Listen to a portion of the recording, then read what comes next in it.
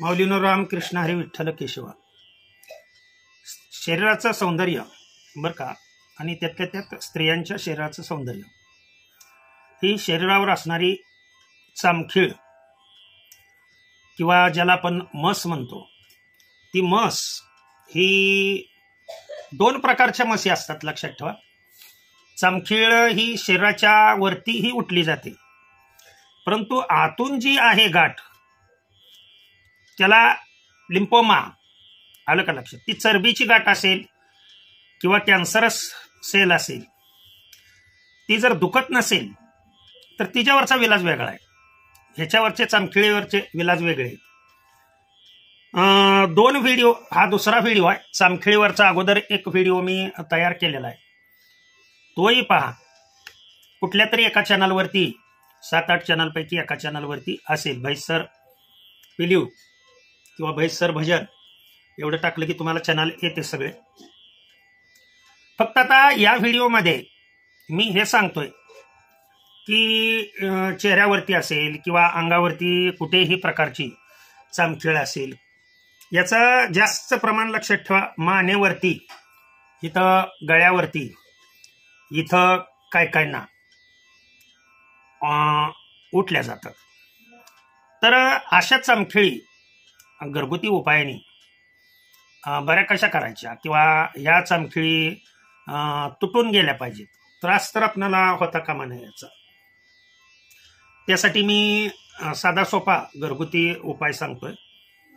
आता महत्वाची गोष्ट ही आहे, पहा, याच्यामध्ये चामखिळच आहे का ह्याची खात्री करा पहिल्यांदा. कारण चरबी जेव्हा आपल्या शरीराची कमी होऊ लागते किंवा फॅट ॲक्युम्युलेशन वाढतं शरीरामधलं, कोलेस्टेरॉल वाढतं आणि ते शरीर नको म्हणतं, अशा वेळेला ही गाठ, चरबीची गाठ बाहेरच्या बाजूला, म्हणजे जसं आपण एखादा ताटात वाढलेला पदार्थ हा बाहेर काढून टाकतो, म्हणजे नको असलेला पदार्थ बाहेर ठेवून टाकतो की हे आम्हाला चालत नाही, तशा पद्धतीनं बॉडी काय करते, नको असलेला तो चरबी स्वरूपातील पदार्थ हा बाहेर टाकते. ह्याला चामखीळ किंवा मस असं म्हणतात. आता ही मस काढण्यासाठी आकार छोटा असतानाच काढलं तर अतिशय म्हणजे सोपं काम होतं. परंतु ज्यांचा आकार मोठा झालेला आहे आणि अनेक ठिकाणी अशा व्यक्तींनी हे मी उपाय सांगतोय. व्हिडिओ नंबर 2 आहे हा, लक्षात ठेवा. काय करायचं, बटाट्याचा रस काढायचा. बटाट्याची कच्चं बटाटे घ्यायचं, त्याच्या एक 4 फोडी करायच्या. चांगलं स्वच्छ मिठाच्या पाण्याने धुवून घ्यायचं पहिल्यांदा, म्हणजे त्याच्यावरती असणारी सर्व माती वगैरे नाहीशी होते. आणि पुन्हा स्वच्छ पाण्याने धुवायचं. आणि एक साधारण अनेक जर चामखिळे असतील अंगावरती, थोडीच चामखीळ असेल तर मग त्याला काय कमी प्रमाणात बटाटे घेतलं तरी चालेल. परंतु काही काहींच्या मांडीवरती असतात, देण्यात आलं का तुमच्या, काहींच्या हातावरती असतात, अशा बोटावरती लोंबकळत असतात.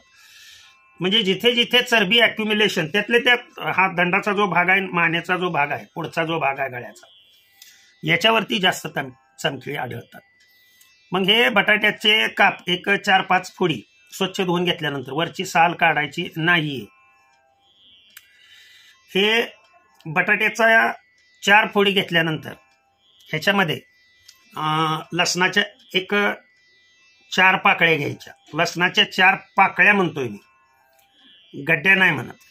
आता नीट लक्ष द्या, ह्या पाकळ्या सोलायच्या नाहीत. याच्यावरचं ते जे वरचं कसपट आहे, म्हणजे पापुंद्रा आहे, बटाट्याच्या वरचाही पापुंद्रा आणि या लसणाच्या कुडीच्या वरचाही पापुंद्रा काढायचा नाहीये, त्याच्यामध्ये तो आला पाहिजे. हे मिक्सरमध्ये घेऊन चांगला याचा बारीक रस काढायचा. मिक्सरमध्ये अगोदर हे प्रथम बारीक करा, आणि बारीक केल्यानंतर आता रस कसा काढायचा तो पहा. एक अर्धा चमचा पाणी टाकायचं, अर्धा चमचा पाणी टाकायचं आणि फिरवायचं, ते चांगलं फिरवायचं. पुन्हा सगळं ते मिक्सरमधलं खाली हे करायचं.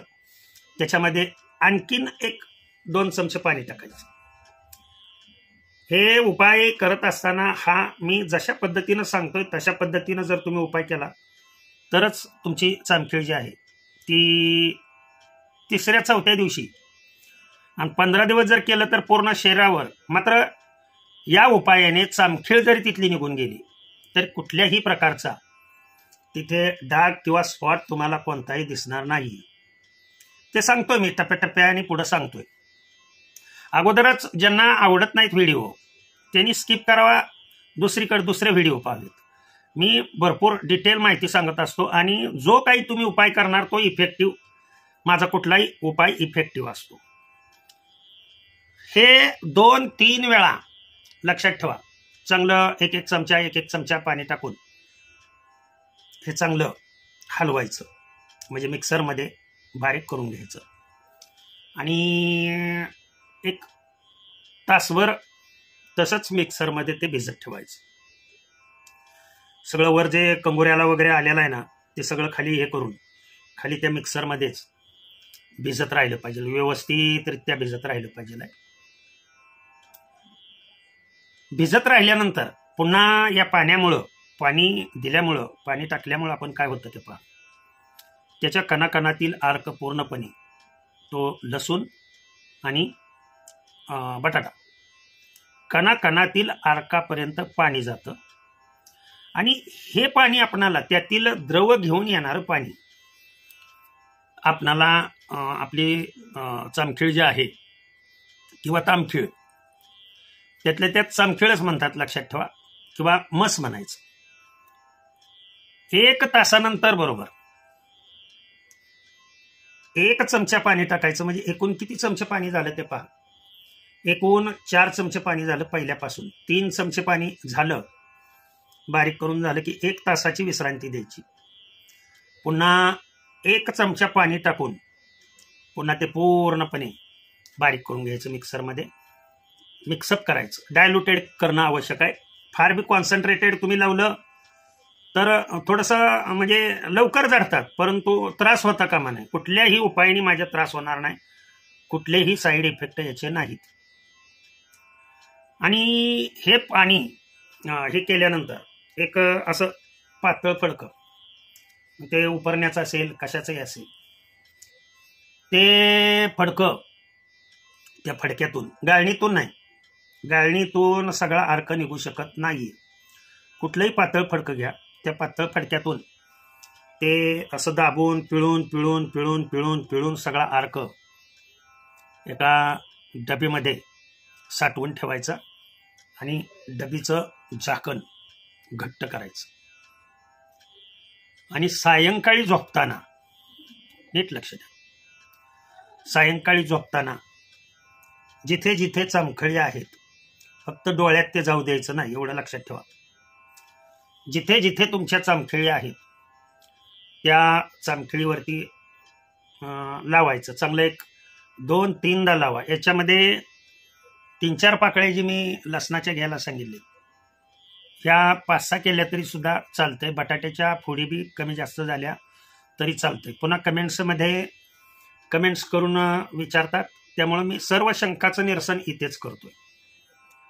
आणि हे तुम्ही जर उपाय केला, पुन्हा असं मी कसं झाकून घेतलंय फडक्याने, जिथं तुम्ही लावलेला आहे तो भाग पूर्णपणे असा फडक्याने असा झाकून घ्यायचा, उघडा पडू द्यायचा नाही, लक्षात ठेवा. आणि जर आतल्या भागाला असेल तर नो प्रॉब्लेम, तो काय झाकलेलाच राहणार आहे. परंतु उघडा भाग असेल तर त्याच्यावरती असं समजा पाटील आहेत, उपरनं असं अंगावरनं घ्यायचं की जेणेकरून कुठल्याही प्रकारे त्याला बाहेरची हवा लागता कामा नये आणि ते जो आपण केलेला आहे पदार्थ त्याच्यामधील अंश उडून जाता कामा नये. त्याचं काम हवेमध्ये नाही, त्याचं काम आता आपणाला त्या ह्याच्यावरती करायचं. 4-5 दिवस असं केल्यानंतर ती चामखीळ पूर्णपणे तुम्हाला जी टणक लागत होती किंवा ओढल्यानंतर जी रग लागत होती ते लागणं हळूहळू बंद होईल. एक 10 दिवस केल्यानंतर आपोआप गळतात का ते बघायचं. लक्षात ठेवा, या गोष्टी लक्षात ठेवा. जर नाहीत गळल्या, नीट लक्ष द्या, जर नाहीत गळल्या तर काय करायचं, दोरा घ्यायचा, अगदी रेळ मिळतो ना दोऱ्याचा, आणि त्या दोऱ्याच्या रेळणी जेवढी चामखीळ आहे त्या चामखिळीच्या खाली अशी पूर्ण 2-3 वेढे काढायचे आणि जाम गाठ मारून ते सोडून द्यायचं. जरा थोडंसं टाईट झाल्यासारखं वाटेल, परंतु दुसऱ्या दिवशी सकाळी उठल्यानंतर तुम्हाला ती चामखीळ किंवा 1-2 दिवसात चामखीळ, तिला रक्तप्रवाह जो जातोय, तो रक्तप्रवाह जातोय तो पूर्णपणे बंद करायचा.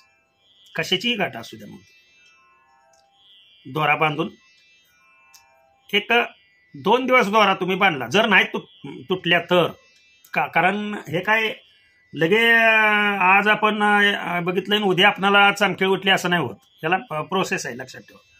मग ही बी कमी व्हायला प्रोसेस आहे. 15 दिवसाच्या आत मात्र, आणि हे आठवड्यातून 4-5 वेळेला करायचं, सायंकाळी झोपताना आणि सकाळी स्नान करून आपलं अंग स्वच्छ पद्धतीनं धुवून मोकळं व्हायचं.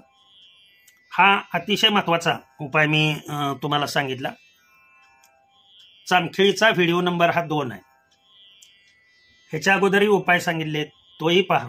कुठल्याही एका उपायाने निश्चित, आता तुमच्यामध्ये प्रोटीन कुठलं आहे शरीरामध्ये, त्याच्यामुळे तुम्हाला कुठला उपाय लागू पडतोय याच्यावर अवलंबून. जर या उपायाने नाही झालं तर दुसरा उपाय, दुसरा व्हिडिओ आहे चामखिळीचा, तो बघा. तुमच्यात प्रोटीन शरीरात कुठले आहेत त्याच्यावरती अवलंबून आहे, ते कुठल्या प्रोटीनमुळे ती चरबीचा गाठ बाहेर तयार झाली.